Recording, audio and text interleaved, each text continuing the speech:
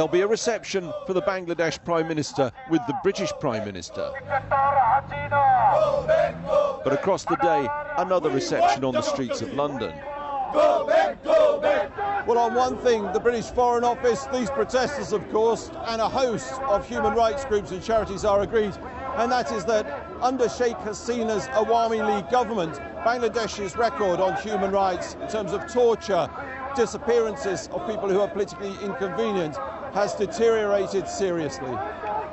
Among the hundreds demonstrating, some here protesting at loved ones suddenly whisked off the streets or from homes and never seen again.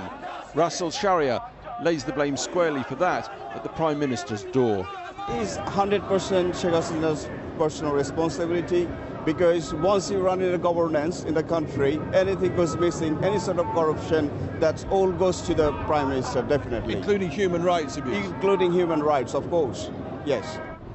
She arrived this afternoon for a speech on development in central London. Inside, we were able to ask her the question so many Bangladeshis ask. Prime Minister, what do you say to international NGOs who accuse your regime of suppressing human rights? That's a grave concern. What do you say to them? I would really ask you to respect... But you're not taking questions from the British press. I've taken one question so far. Not from the British press. The Prime Minister has to go. We have one... You're refusing to answer that question, Prime Minister? Well, I'm sure you can answer that question. I have a woman in the you're back refusing here. to let us ask the question. That's what's happening here. So, the shame of Bangladesh comes to the heart of the UK. In Manchester, university lecturer Salman Al-Azmi studies pictures of his brother, who was abducted in the Bangladeshi capital a year and a half ago. 30 armed police, civil clothes men, saying that they're from the detective branch. They came, they, came inside, terrorized everyone. Severely beat up our caretaker. It was a terrible situation. And then they found him in one of the flats, and they took him, blindfolded him, took him in a car, and since then we have absolutely no news about him. So he's simply disappeared? He's completely disappeared. You can cross Britain and find similar tales. In London, we caught up with Abra Ilyas. His father, a former opposition MP, disappeared almost 6 years ago. There was a white van which stopped in front of our car and saw my dad getting picked up by some people. He got picked up, my driver got picked up as well, and our car was left open in the road in the middle of the night. Across town, and Russell Sharia describes the last time the outside world saw his cousin, another opposition activist. It was December 2013. They were just sitting down outside a construction place in Dhaka.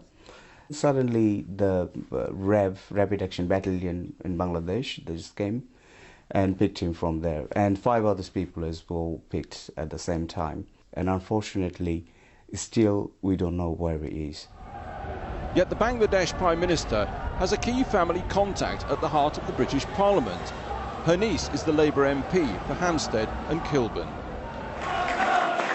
Tulip Siddique, an MP who says she once worked unpaid for the Awami League before she was elected. She once also described herself as a spokesperson for the Awami League and said she owes her election in Britain to the Awami League. আপনাদের সাহায্য ছাড়া আমি কখনোই British MP হিসাবে এখানে দাঁড়াতে পারতাম না।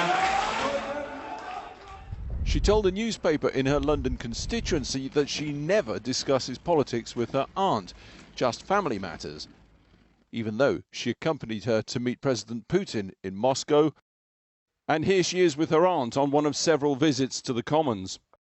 Labour's Tulip Siddique MP prides herself on being a global human rights campaigner. Surely she can help here. You cannot be a champion of human rights on one occasion and completely remain silent on the other situations where you have some influence. He's lobbied many, including the Foreign Office and recently Tulip Siddique, asking her to help directly in his brother's case. I'm not one of your parliamentary constituents, and I, of course, accept that ordinarily you would only intervene in a matter on behalf of a constituent.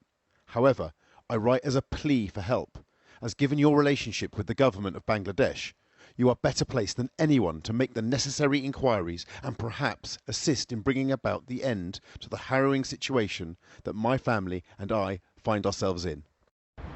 Russell Sharia also wrote again to the MP begging for help in his family's case.